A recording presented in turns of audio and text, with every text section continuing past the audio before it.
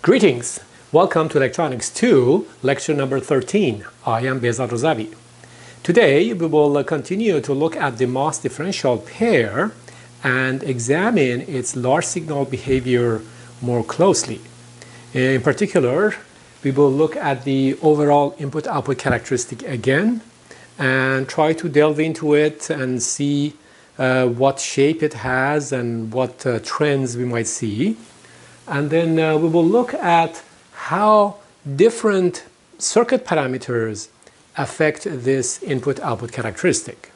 As circuit designers, we have control over the width and the length of the MOSFETs and also the bias current and the load resistors.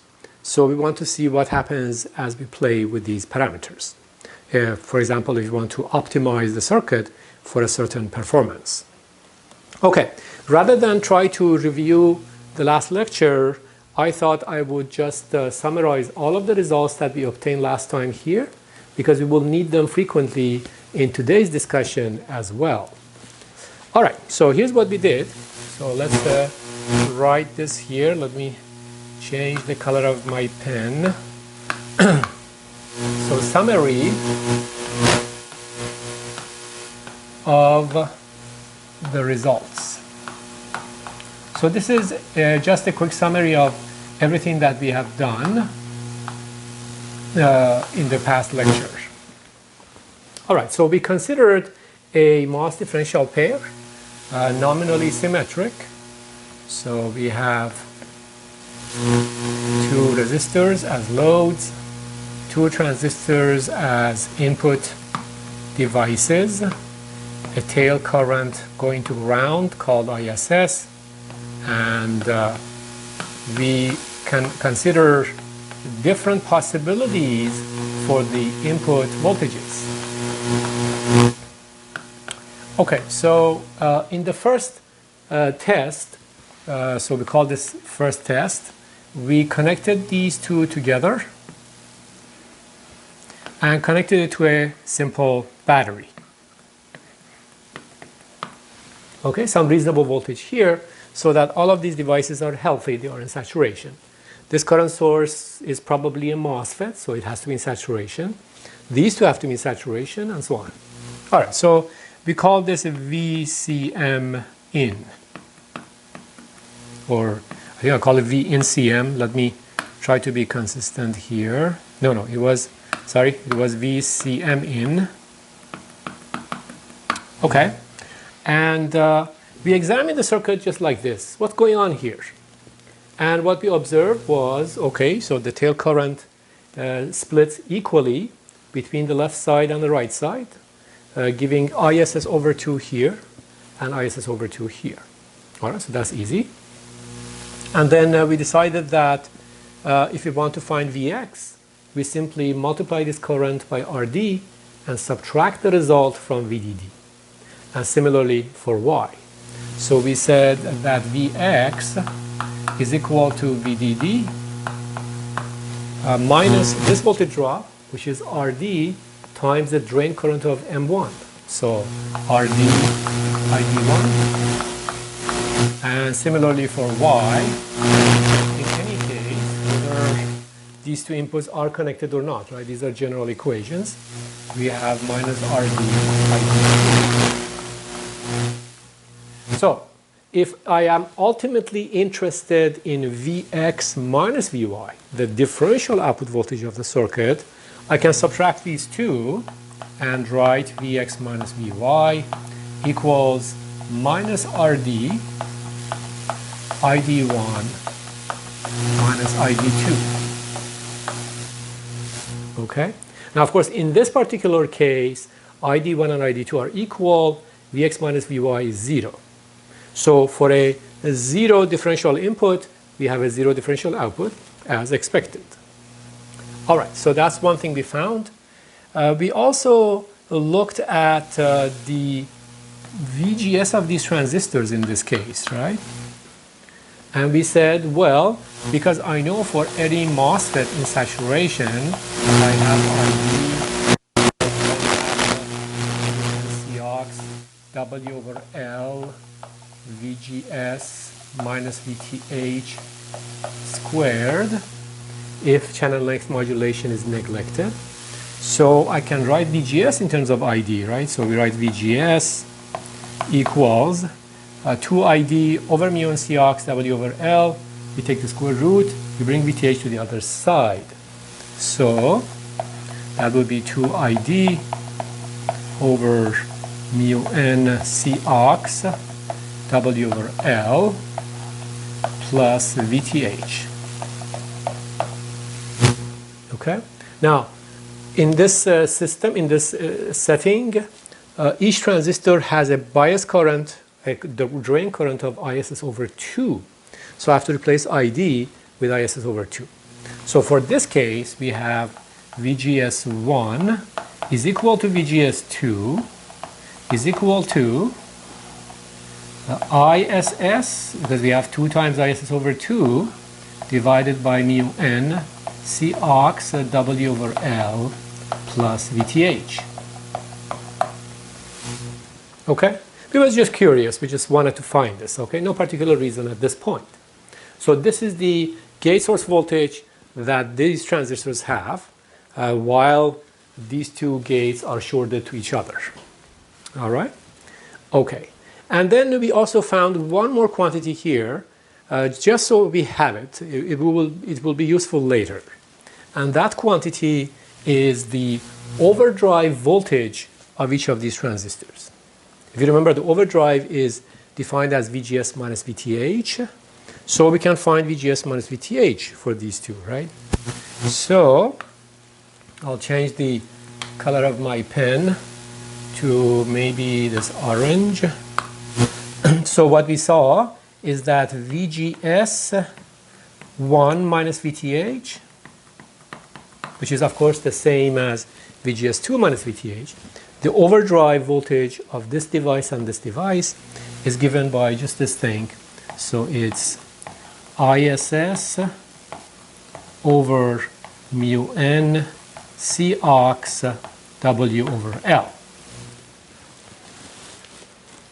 Okay, all right, so this is one of the things that we found in this arrangement when the two gates are shorted to each other.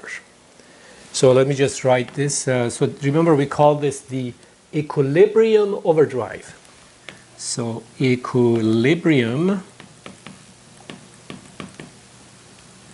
overdrive is just a name, but by equilibrium we mean that these two transistors are in equilibrium, meaning that they're balanced, right? We don't have any imbalance between the two gates. So that's the overdrive voltage that we have here. Okay, all right, so that was one of the important results that we found.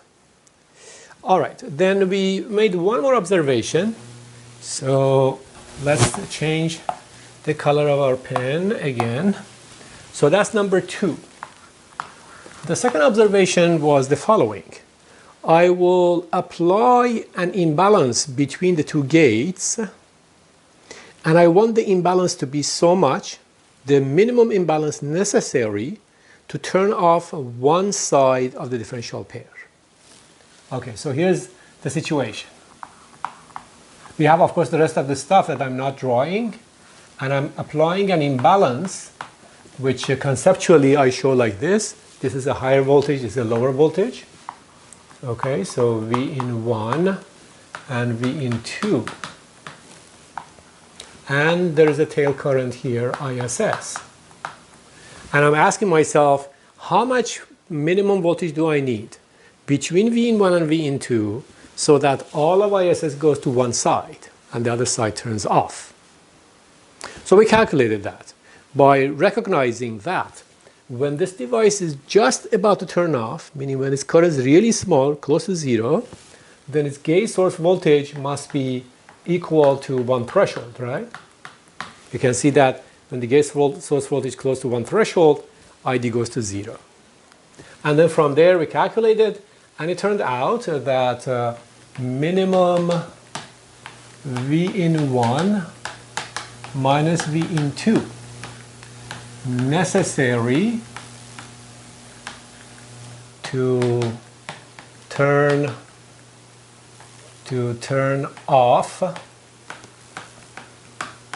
one side. Okay, the minimum voltage that we need is given by this expression. It's given by 2 ISS over mu n C ox W over L.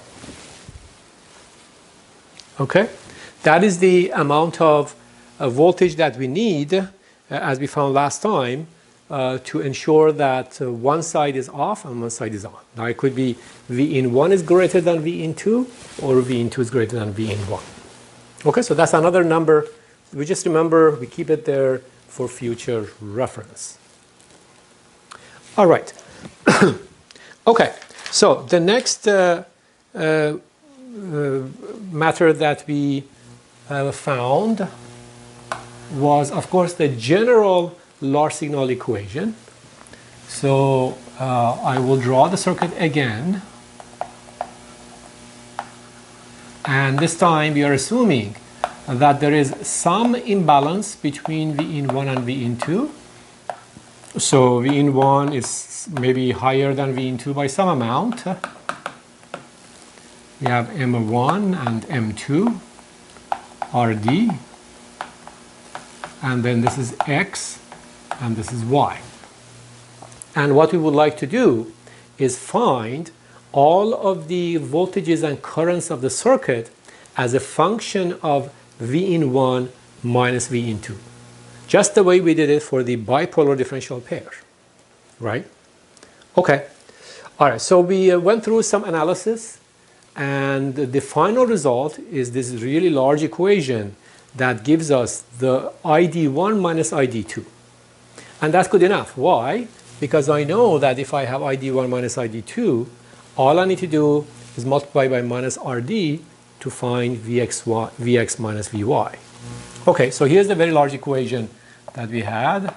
ID1 minus ID2 is equal to 1/2 of mu n C ox W over L V in 1 minus V in 2 square root of 4 ISS over mu n C ox W over L minus V in 1 minus V in 2 squared.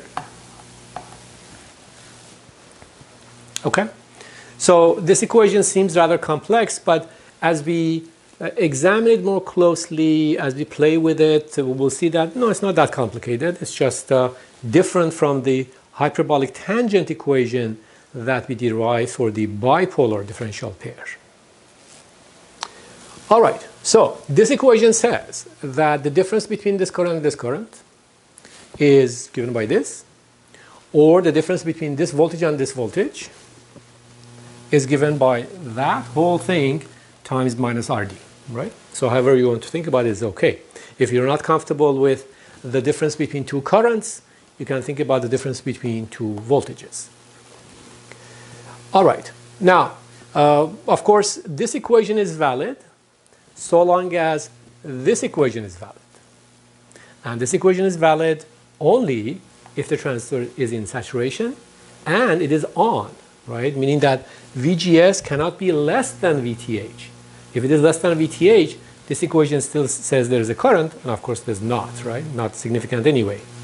So we have to remember that this is valid if M1 and M2 are on or near turning off. Okay? If the VGS of one of these transistors is less than VTH, then this is not valid, and neither is this. Okay, all right, so that's good.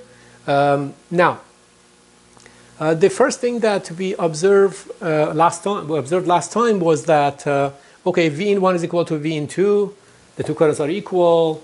These two voltages are equal, so that's fine, right? So we saw that. So if V in 1 minus V in 2 is 0, then ID1 is equal to ID2. So that tells us that's true, and that's okay, of course. Okay, but the next point that we were puzzled about was that it seems that there's also a negative sign here between two positive numbers. So it is possible that this square root becomes 0, and that would be very strange. But we saw that that's not true, because this equation is valid as long as one transistor is not off, as long as VGS of neither transistor is less than VTH. Okay, now remember what we did here. We said right at the point where one transistor wants to turn off, meaning if VGS is 1 VTH, the differential voltage will be given by this value. So this result is valid only if V in 1 minus V in 2 is at most this value, not more. If it is more than this value, then this VGS will be less than VTH, which means this equation won't hold, which means this will not hold.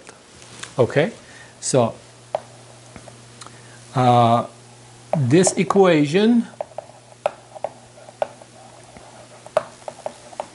is valid only if V in 1 minus V in 2 is less than or equal to this expression here. So I'll just write it out, 2 ISS over mu n C ox W over L.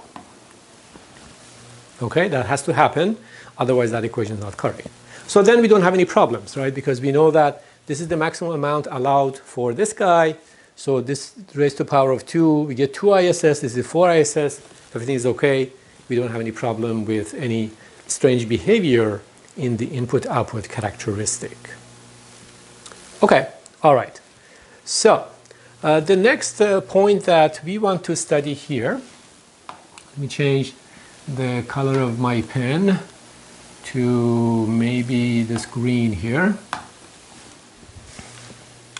is let's look at the overall characteristic. So for example, I can plot ID1 and ID2 as a function of V in 1 and V in 2, V in 1 minus V in 2. So here V in 1 minus V in 2. And what we know is that if V in 1 is higher, ID1 is higher, and eventually if V in 1 is large enough, ID1 is equal to ISS. So ID1 goes like this. So this is ID1 and reaches ISS. When V in 1 and V in 2 are equal right here, each of them carries ISS over 2. So this value here is ISS over 2. And then eventually it goes to 0. And then ID2 does the reverse. So for ID2, we have this shape. That's ID2. Okay. Now we have a value for V in 1 minus V in 2 when one current drops to 0. Remember this equation. This equation says that for this minimum V in 1 minus V in 2, one side is off. So when V in 1 minus V in 2 is equal to plus square root of 2 ISS over mu n C ox W over L, then ID2 is 0, ID1 is ISS. And conversely, when it is equal to minus the same quantity, 2 ISS over mu n C ox W over L, then ID1 is 0 and ID2 is equal to ISS. All right, so that's the general behavior that we see here.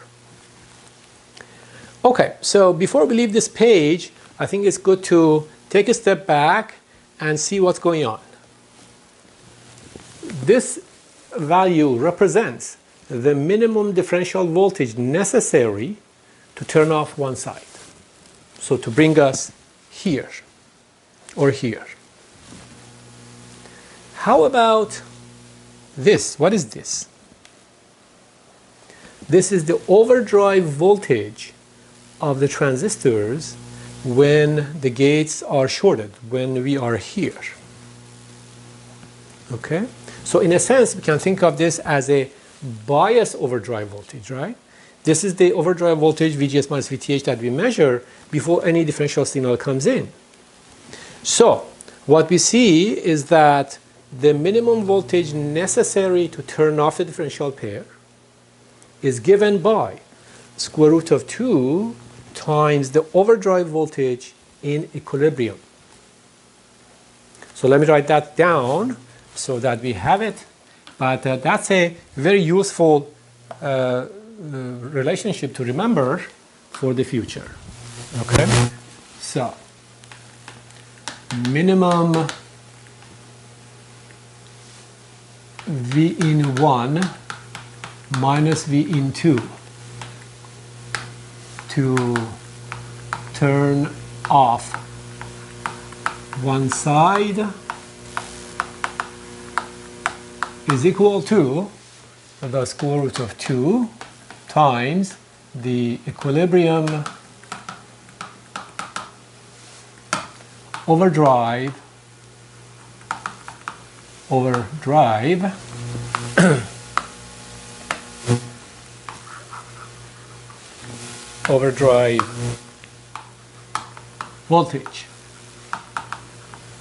voltage of each transistor in equilibrium. Okay, so that's a good relationship to remember. What this tells us is that whatever we choose in equilibrium will affect the performance of the circuit as it goes away from equilibrium, as the input imbalance increases and the output imbalance increases, right? So that's the important point here.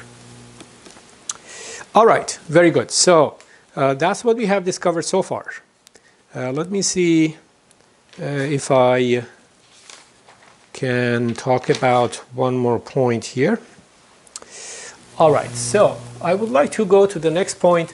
Let me go back to the previous page quickly. All right, so we have this equation for the difference between ID1 and ID2 as a function of V in 1 minus V in 2. And of course, if I multiply that by minus RD, I find an equation for the differential output voltage in terms of the differential input voltage.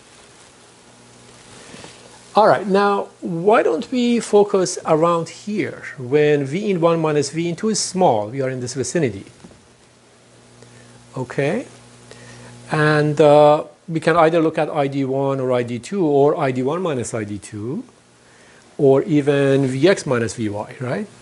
So let's try to do that. I'm going to write that out because we will need it. So let's do that. So the next point, so from here regarding, well, I'm going to write this equation, but multiply by minus RD to find Vx minus Vy. Okay, so point number 4. Let's go here. Okay, and let's change the color of our pen to something interesting. All right, so number 4. So we can say that Vx minus Vy in the general case is equal to minus Rd times everything from the previous page.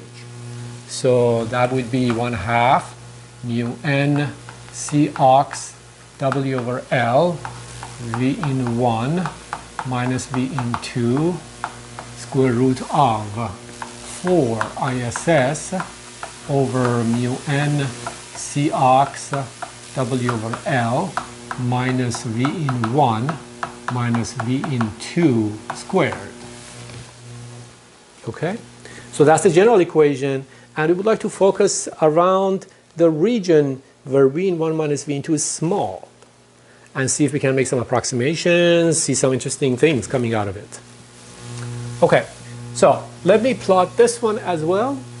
We know what it looks like, right? So here, based on our qualitative analysis, we know that as V in 1 minus V in 2 goes from a very negative value to a very positive value, what we should see is,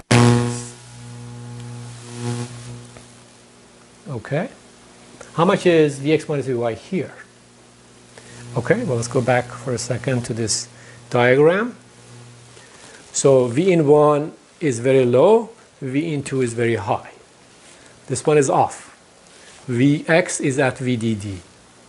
This one is on. All of ISS flows through RD.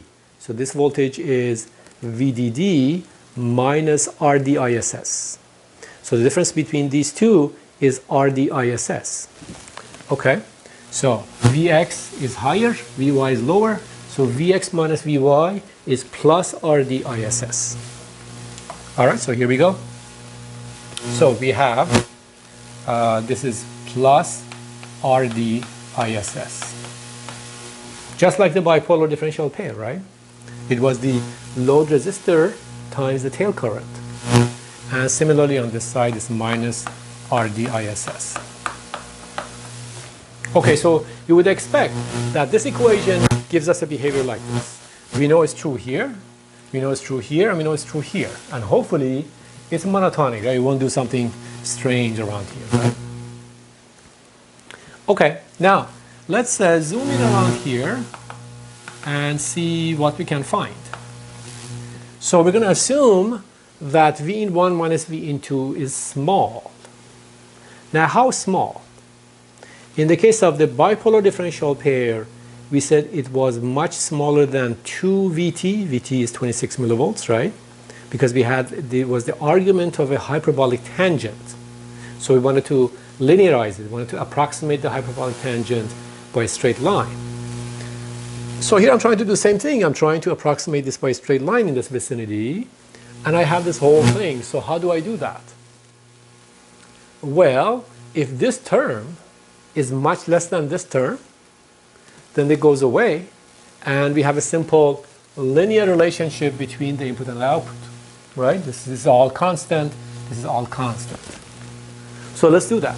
So we say if V in 1 minus V in 2 squared, well, this could be parentheses or absolute value, doesn't matter, is much less than 4 ISS over mu n C ox W over L.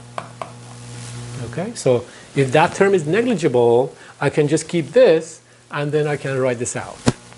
I have Vx minus Vy is equal to minus Rd over 2 mu n C ox W over L square root of 4 ISS mu n C ox W over L. This is an approximate equation. Okay, all right. And now we can see that things simplify.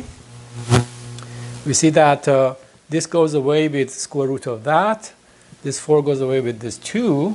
So we have minus, we will write it like this, mu n C ox W over L ISS times RD. So that's Vx minus Vy in this region. Right around here. As expected, it's a simple linear characteristic relating the output differential voltage to the input differential voltage. All right, that's great. So this will give us additional insight as to what the circuit is doing. Okay, so obviously there's a negative sign here because we have an inverting amplifier, right? So when V in 1 goes up, Vx goes down. So we have inversion in the circuit. So that's fine. And then we have some dependencies upon RD, which is the load resistor of the differential pair, ISS, which is the tail current, W over L, the transistor dimensions, and then some constants of the MOS technology that we are using. Okay, all right. So this is the slope around here. So we can say that, sorry, I forgot to put V in 1 minus V in 2 here. And then we can see that the slope is given by just this part. So minus square root of mu n C ox W over L ISS RD. And as you might remember, the slope of the characteristic actually gives us the voltage gain of the circuit. So we would expect that the voltage gain, meaning the differential small signal output divided by the differential small signal input, is given by this value here. All right. So if we pick these values properly, we can have some gain, maybe a gain of 3, maybe a gain of 5, something like that, right? All right. So that is the slope that we obtain here. Okay. Let's go over a few interesting examples just to get comfortable with the circuit. So here's the first example.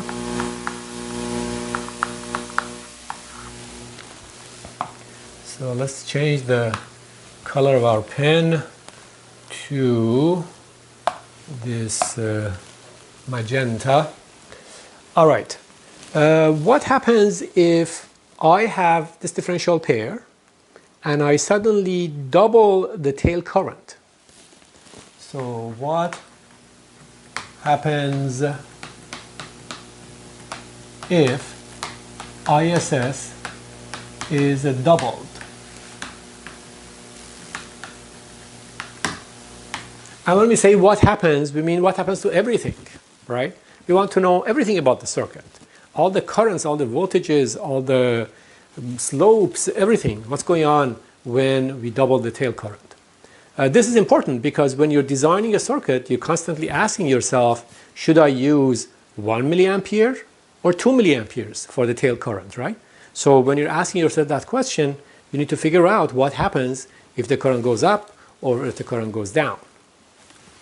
Okay, all right. So we can see that, of course, if ISS is doubled, then the small signal slope here, this slope here, which is given by this equation, changes. So we see that the slope changes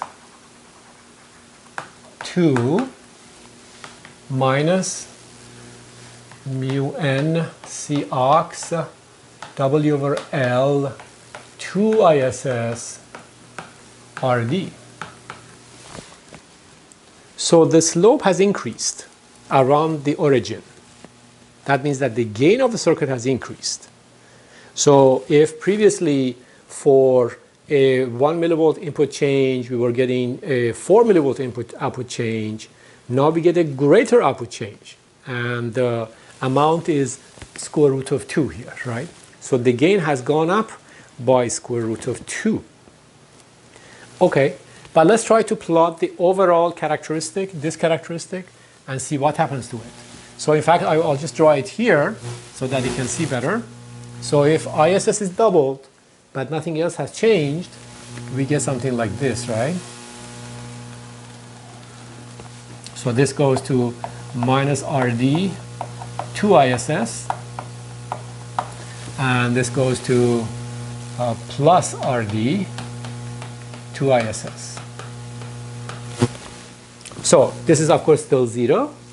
These two extremes have gone up, have departed by a factor of 2, and the slope here has increased by a factor of square root of 2, not a factor of 2. Okay, so it's important to understand that these two are multiplied by a factor of 2, but not this. In other words, I cannot say that this plot is just that plot times 2, right? That's not correct. Yes, out here it is, but around here, this brown plot must be multiplied by square root of 2 to give us this magenta or violet plot. All right, so it's not a linear scaling factor. Okay, so that's what we get. Which one of these is better? Well, we have to ask what we mean by better. Well, it could be that we are looking for a higher voltage gain. Then the magenta plot, the violet plot, is better than the brown plot. We might be asking, we want a more linear characteristic. Okay, a more linear characteristic. Which one of these is more linear? Well, we could see that this is probably more linear. Why? Because at what point did this brown voltage saturate? Maybe I should use the brown color for each to have proper correspondence. So at what input voltage did this saturate? We know the number, remember? It was 2 ISS over mu n C ox W over L. Remember we said that? Turn off one side is square root of 2 times overdrive. So this is square root of 2 times overdrive voltage, right? So if I go back here, we can see that better. So we found the overdrive voltage here, and we saw that this point was square root of 2 larger, right? This point that we found. Okay, so the voltage, the input voltage at which the circuit sort of dies, meaning one side completely turns off, in the case of the brown characteristic is this. How about the magenta characteristic? Well, in this case, because ISS has gone up, the voltage at which one side dies also becomes larger. So let's go back and change the color. So for this guy, now the voltage is 4 ISS over mu n C ox W over L. Okay, so because the circuit is still sort of alive all the way up to here for the magenta plot, we say that this circuit is more linear than this circuit. All right, so we'll say this is more linear. Of course, we haven't really quantified how much linearity we have, what we mean by linearity exactly, but just intuitively speaking, we expect that if a circuit ends up over here, such that one side is dead, of course it doesn't do anything with respect to the input anymore, right? So we can see that here you have a reasonable gain, here we have 0 gain, right? The slope is 0. So if the gain is 0, the circuit is totally dead, right? So in the transition from here to here, the circuit has become very nonlinear. Okay, so that's one conclusion. The other conclusion is that the circuit becomes more linear because it can take a larger input difference without dying, right? Okay. All right, so that's the basic idea here. Okay, so that's one example of what can happen when we play with the tail current of the transistors. Let's look at another one, and this will be a quiz for you. So here's a quiz.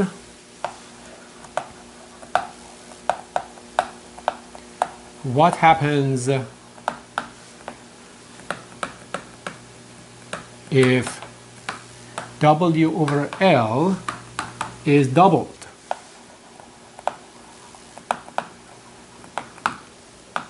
Okay, so again, if you look at this characteristic, the brown characteristic, what happens if W over L is doubled?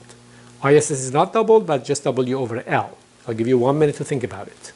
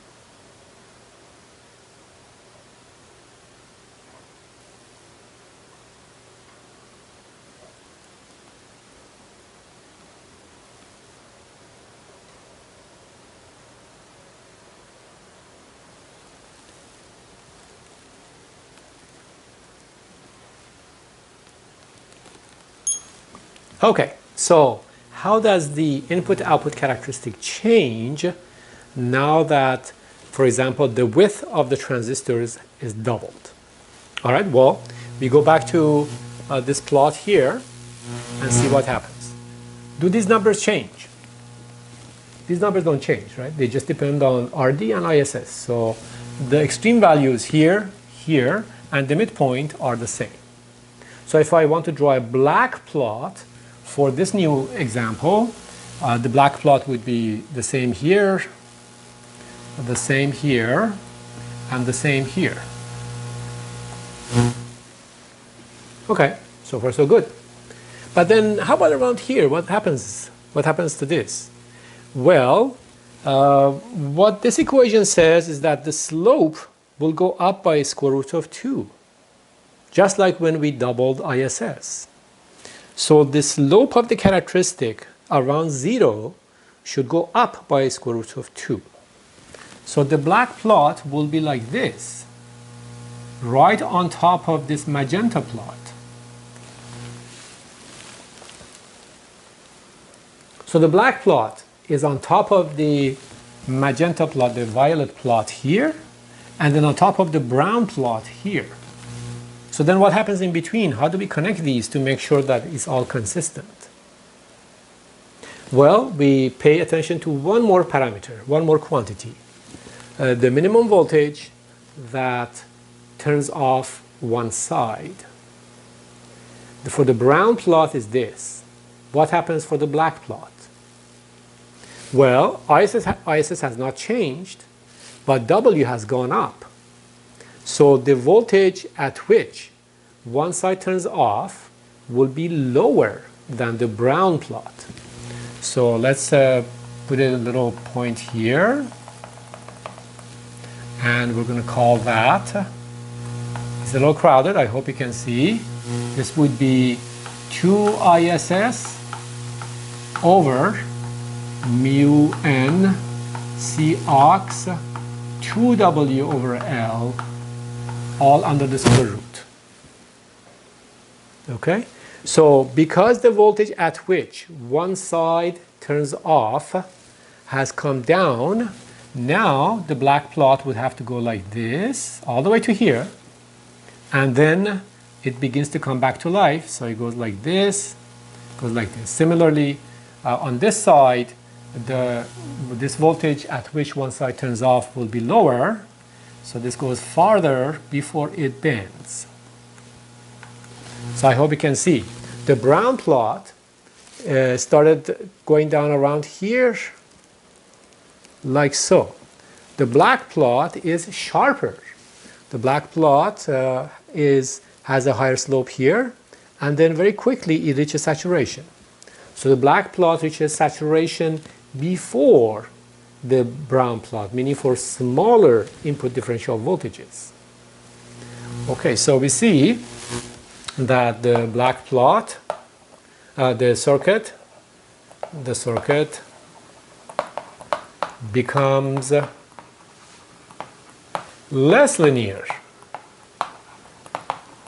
when we increase the width of the transistors. Okay, so that's the important distinction between the two. Here it became less linear because the voltage, so I can write because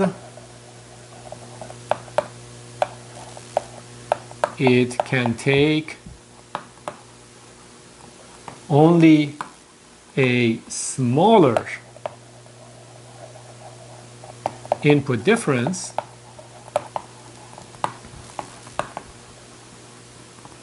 before it dies, right? So compared to the brown plot, the black plot is more nonlinear because it turns off around here rather than around here. So that was a detailed study of the large signal behavior of the differential pair, the MOS differential pair. And next time, we will go into the small signal behavior of the circuit. I will see you next time.